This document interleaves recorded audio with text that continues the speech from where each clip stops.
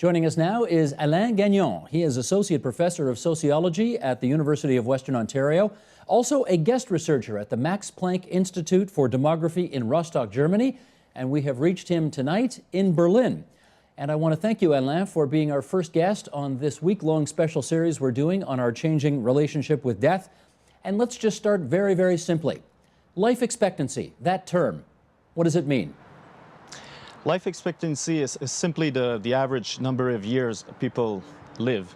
How long do we live? This is life expectancy.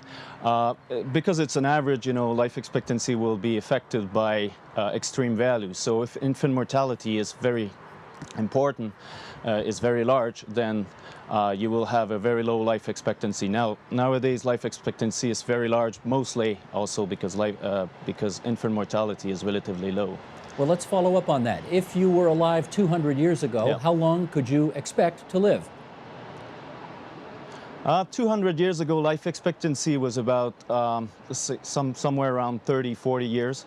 It has increased dramatically in the last 100 years. There have been periods of improvement in this 19th century, but the truly systematic improve in life expectancy truly started around the beginning of the 20th century, when infant mortality, which has a big impact on life expectancy, began to decrease appreciably. Now, infant mortality obviously was a significant factor, but what other factors made people live so much shorter lives 200 years ago? Mainly the epidemics from the past were the biggest killers, like smallpox in the 17th century. These diseases were actually killing a lot of children as well as a lot of older people. Typhus or all sorts of diseases that were communicable were the main causes of death back then, 200 years ago. 100 years ago, fights against infant mortality began to be definitely won, and then starting from 1900 and up to the 1950 and up to nowadays, there have been tremendous decreases in infant mortality that were followed by decreases of mortality at older ages. And one more question on, again, if you were alive 200 years ago. If you were rich, did you stand a better chance of living longer? 200 years ago, there was no systematic differences in socioeconomic differences in mortality. Because of the impact of those epidemic diseases I was just talking about, and mostly because people were not aware of the reason why they would die. Basically, there was very little knowledge of health. People from wealthier background could not really use this knowledge to live longer than people who would be farmer, for instance, who mostly had the highest life expectancy. Farmers would be exercising every day, and if you think of in 300 years ago, people from the aristocracy, for instance, they would be the only people who would, who would be and have enough money to eat a lot of meat, and perhaps had poorer diets than people who were working on the farm and exercise every day. So there was no consistent differences in mortality with regard to socioeconomic status 200 years ago. Somewhere around 100 years ago and nowadays, obviously there was a beginning and a shift and progressive disparities, not only in wealth but also in health. And that's why nowadays we see almost a perfect gradient in life expectancy, going from the richest quintile to the poorest quintile of the population. Well, having said that, let me follow up. Life expectancy today certainly is better than it was 200 years ago, but my strong suspicion is if you were born in Zimbabwe 20 years ago, or if you were born in Canada 20 years ago, you're looking at dramatically different life expectancy. Can you help us on that? Yes. Well, let's say 100 years ago in Canada, life expectancy is around 40 years. It's approximately the same now in Zimbabwe.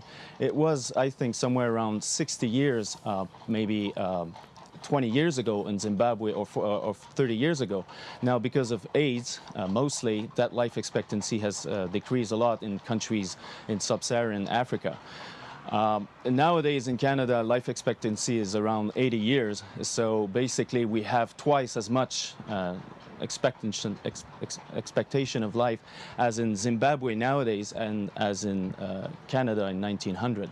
So let me ask these next few questions about just life in the West, in the relatively richer countries. When did we really start to make the most dramatic strides forward in having longer lives? Mostly at the beginning of the 20th century. As I said before, there were periods of improvement in the past, but these periods of improvement were not systematic. At some point, for instance, there was lower mortality in the 19th centuries, but because of industrialization, mortality increased in towns. And so, for instance, in Montreal at the beginning of the 19th century, there's 1/4 of children who would die. So in the past, there was some period of improvement, but the improvement were not systematic. With the beginning of the 20th century, definitely communicable disease of childhood are more and more fight against, and they're more and more controlled. And starting from the 1950 approximately, mortality at older ages, that is to say mortality after the age of 60 or 65, also began to decrease, and even more after the 1970. And so there were moments where mortality has changed, but these moments were different depending on what age we're talking about. If you were rich and lived 200 years ago, that didn't necessarily mean you were going to live any longer than anybody else. How about today? Is wealth a factor today in how long you will live? Yes, nowadays there can be differences in life expectancy as large as 10 years, you know, between the richest and the poorest, or if you compare different quarters in a city. So that has become very, very important. Unfortunately, there's not only we have, you know, inequality in wealth, but we also have very strong inequality in health. And the reason this is happening is because we know more and more the reason why people are dying, and people who are in better position socioeconomically, who are richer, usually they have more education, and this will help them to start on the right track even when they're young. Longevity is a long-term process. So if you're in a better position, if you start from the right foot, the beginning of life, then this will make a big difference. And people from richer background usually are in a better position to take advantage of all the knowledge and all the, so these people will, for instance, they will exercise more, they're much less likely to smoke, people who are wealthier. And so unfortunately, even though we have seen a tremendous increase in health and life expectancy in the last 100 years, as I was saying before, and so everybody has benefited from it, but some have benefited much more than others. So there's increasing disparities in health and mortality at older ages as well. In fact, Alain, the way I think I heard it best was somebody once said to me, the most important determinant in how long you will live is your postal code. If you live in a well-off neighborhood, you're likely to live longer. And I think that's what you were just saying just there. Tell us also, what is the most underrated factor that has contributed to the rise in life expectancy? The most underrated factor, that's a tricky one. There's one thing that has not been studied so much, although many people have touched on this idea in the last few years, and it touched upon what I was telling you about, is the fact that early life circumstances are a determinant on later life. Often we're talking about, you know, we need to be careful with our life habit, you know. We should not smoke, you know, we should exercise, we should eat better, etc. But all these behavior have a much deeper causality. Someone discovering suddenly that discovering suddenly that you have to be careful with all these aspects at age 60 will not make much differences.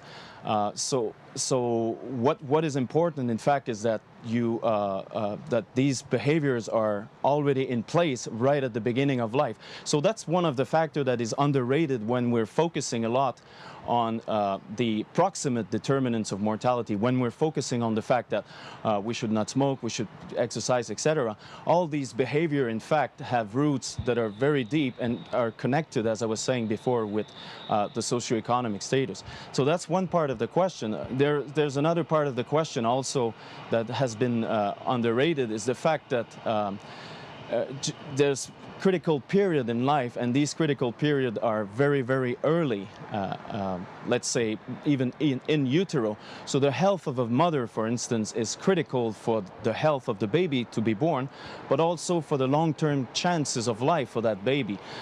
Babies who are born under conditions of undernutrition of the mother, for instance, are much more likely to have cardiovascular disease at the age of 50 or after, or any circulatory disease, which are among the biggest killers at older ages nowadays.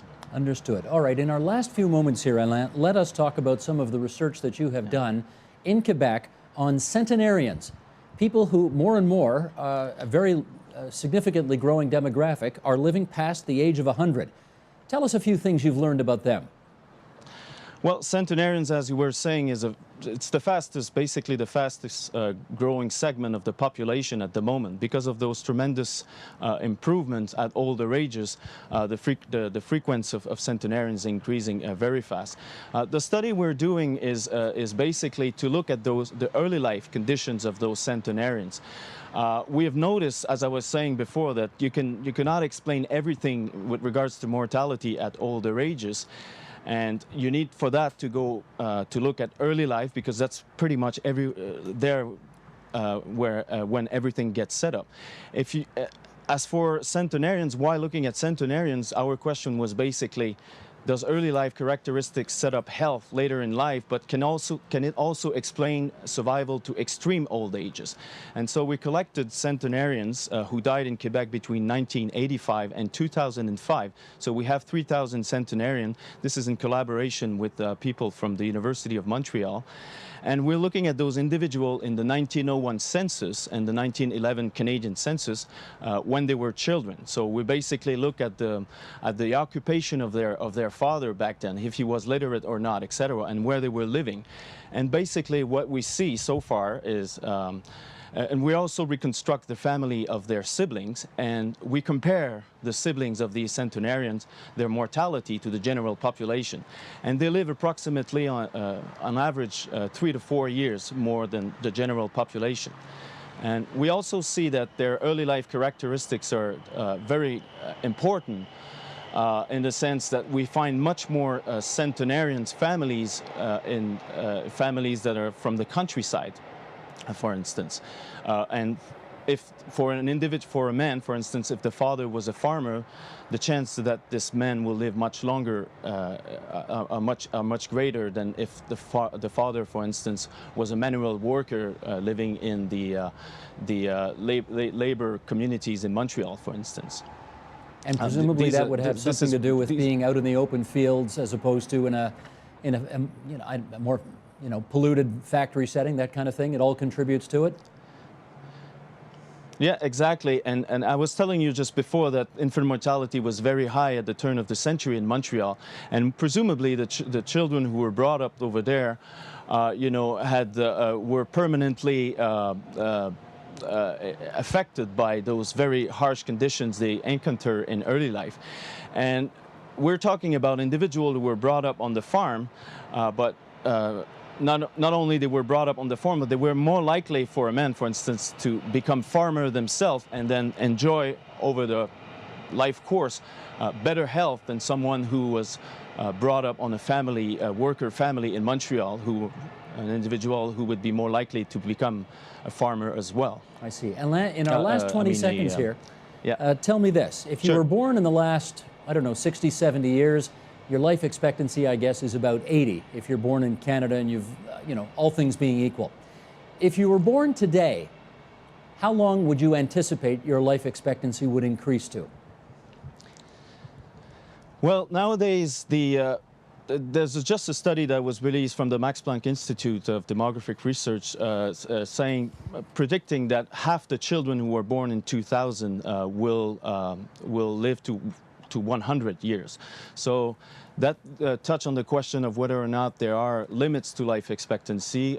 There's a big debate on this question, and apparently in the last 160 years there's been a constant decrease of mortality and for the record country, And every year, we gain something around 3 months, so 6 hours per day on average for the record country. So we don't see an end to it, although there's a big debate of whether or not there could be some limit to life expectancies. That is fascinating. Alain Gagnon, it is so good of you to join us on the line from Berlin, Germany tonight. Merci beaucoup et guten Abend. Thanks for having me here.